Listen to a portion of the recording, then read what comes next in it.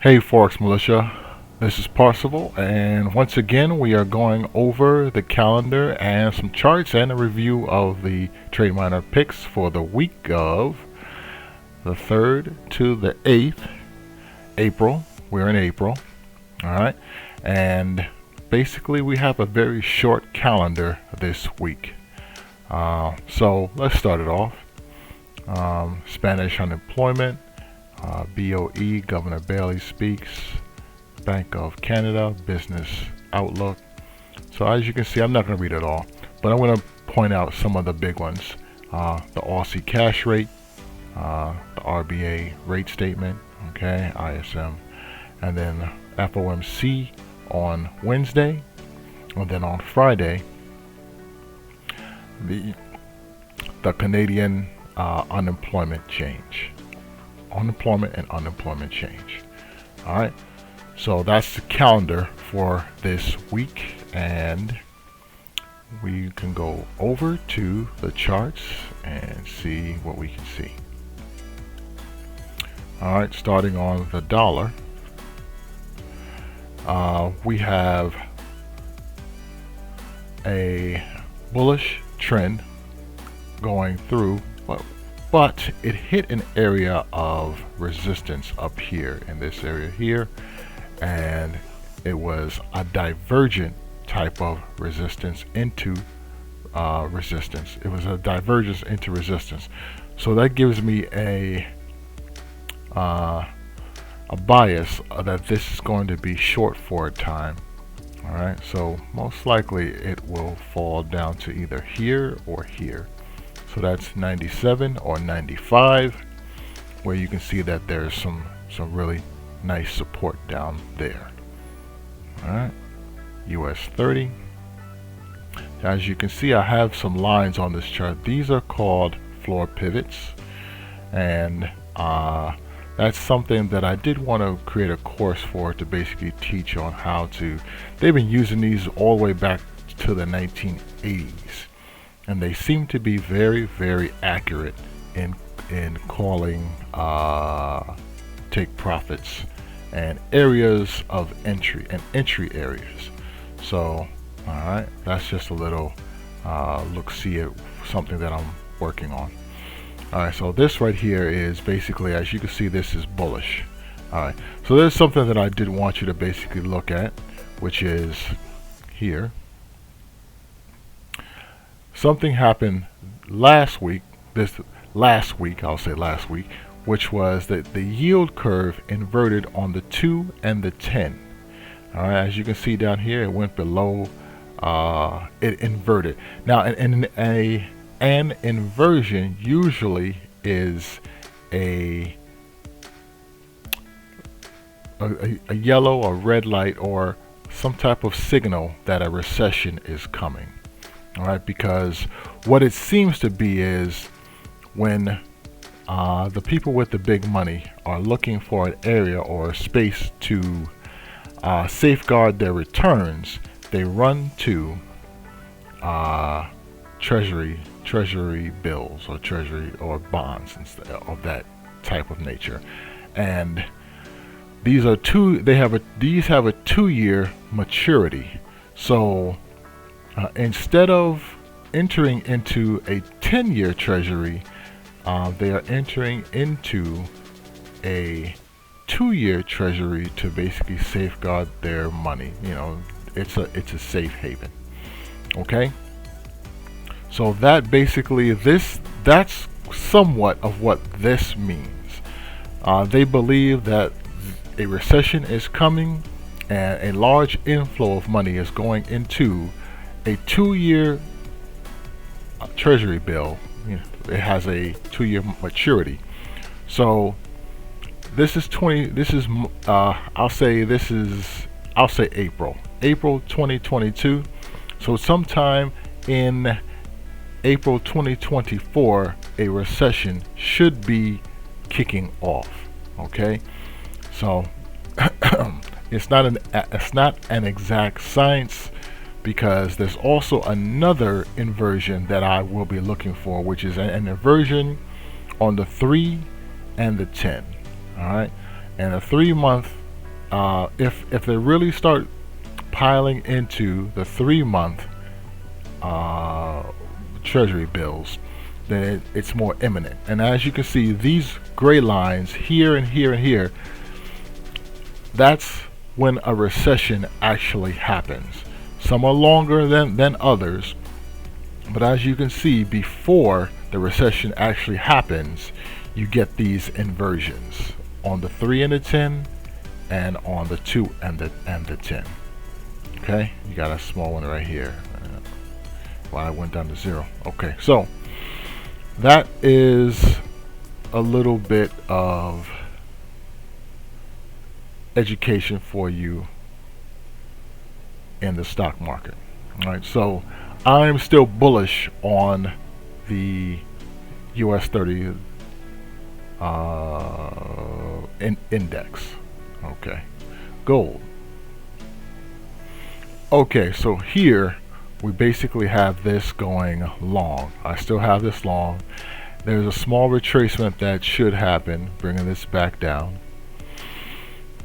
But the overall trend, I believe, is going to be bullish, being that the large money is looking for safe havens to basically store their value. All right, so gold should continue to go long. So is the case also with Bitcoin, and Bitcoin is looking very bullish. It's at 4,600, and so I believe there it should actually come up to 54, 66, somewhere in that area. Okay, so bullish on Bitcoin. On oil, I believe that this is going to consolidate, so I'm going to be basically flat on this, looking for consolidation going across.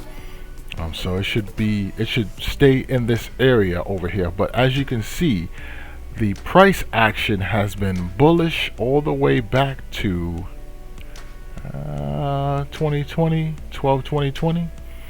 So there is a bullish bias going into it, but I'm gonna say for a couple of months it should actually stay pretty consolidated, maybe till about June, you know, because that's when the summer traveling actually kicks off. So April, May, and then into like the latter part of June, then it should probably start to pick up and go higher. That's seasonality. That's pretty much the norm. All right, so the same thing with the loonie, and as you can see, like I said last week, it did fall, but it bounced off of this support area right here at 125,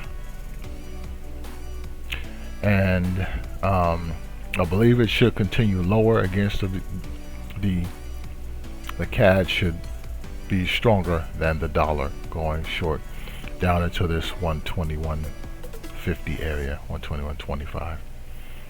all right, on the euro, we basically are looking for this to continue short. Now, that being said, there is divergence, as you can see, on my stochastic and my Traders Dynamic Index, saying that there should be some balancing out, right? Or a bullish, this is bullish divergence. Okay, it came it nearly touched down here at 128. Let me see, what was the, how low did that go? I can't quite see it. Okay, so it hit somewhere around 1.08, and then it bounced up and it hit this trend line here on the weekly. It's a weekly trend line. Okay, so I do believe that it should continue to move higher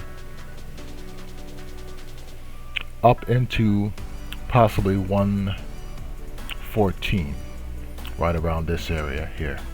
And then on the pound, the pound hit this area of support and I would call balance, and so it actually is going to, with the euro, probably run higher because the dollar is looking to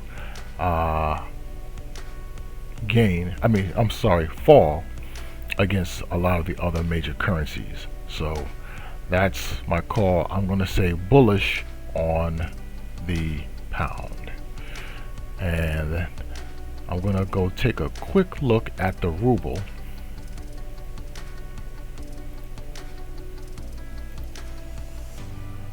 And see what that's looking like. And as you can see, it came off of these highs. It actually went all the way up to 158, but it fell back down here to about 97.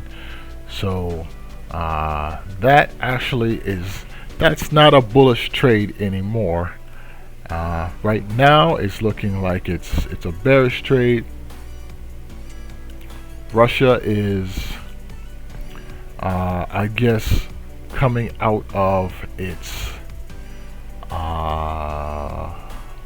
the ruble is coming out of its bearishness, and it's looking, that spike, it's basically looking to regain some of the area that it lost. So that's about it for the currencies right now. So we are going to move over to Trademiner, get the picks and do a review, and leave a like if you actually like this content, and let's get over there and see what's going on.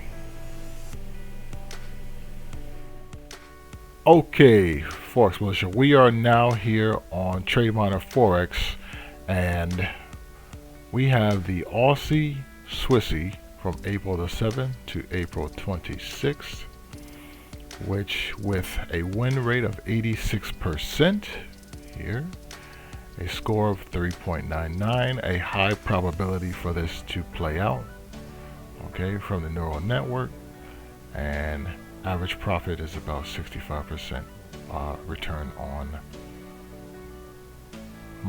margin money. I guess I forgot. Alright, so this is for 7 years, for the last 7 years, all the way back to 2015, and there's only 1 year that it was not profitable. Alright,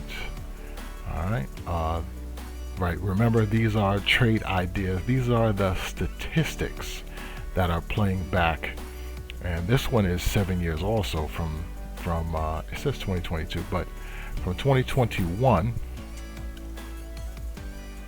right, 2021 all the way back to 2015. Interestingly enough, this one actually has April 1st, I guess because it started, yeah, and it's already down, so it's just starting out, and you can see this would be year 8 for this, but the score is 4.13, 85.71, a high probability for this to play out, right? And average profit of about 7%.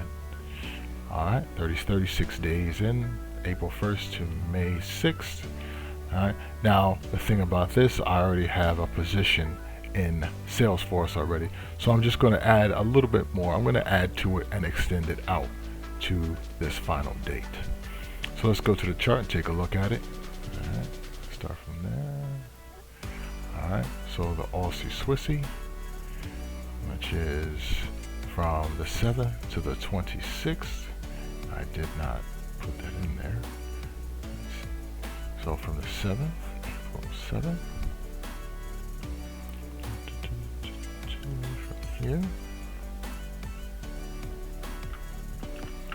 to the 26th. Okay, and that's bullish. And then here, interesting, that's interesting. Actually, so on Salesforce,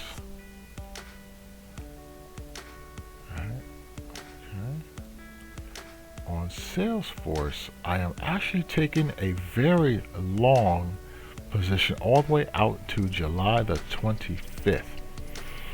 So that's very interesting. I did forget that I was going to actually do that. So I'm going to go ahead and add to the position that I already have on for this to be bullish. Alright, and we're going to take it, and I'm going to just watch this all the way until July the 25th. So that's what is that? Let's just say April, May, June, July. That's about 4 months away. So we're going to see exactly what that comes out as in gains. Now remember, in the stock market, we have that inversion, as I went over in the going over the charts, and the Fed is also going to start raising rates by like 50%. I said 50. 0.50 basis points, not 50%. And that's very, very interesting, because they are trying to hurry and get to, I believe, what they said, a higher than neutral, a 2.8 basis points. 2.8. So they said that the neutral point would be 2.4, but they're going to try to raise it to 2.8. So that's going to be, those are going to be huge jumps in the interest rate going up into 2023. So they said that they're going to be raising each time. So we'll see exactly how that has an effect on the stock market going forward. Okay, so those are the picks. Now let's get to the review, and the review is looking pretty interesting. And so we have Walmart leading off with 6K. All right, I took a 10%, and I reduced it. It got reduced a little bit. I took some profit off of there.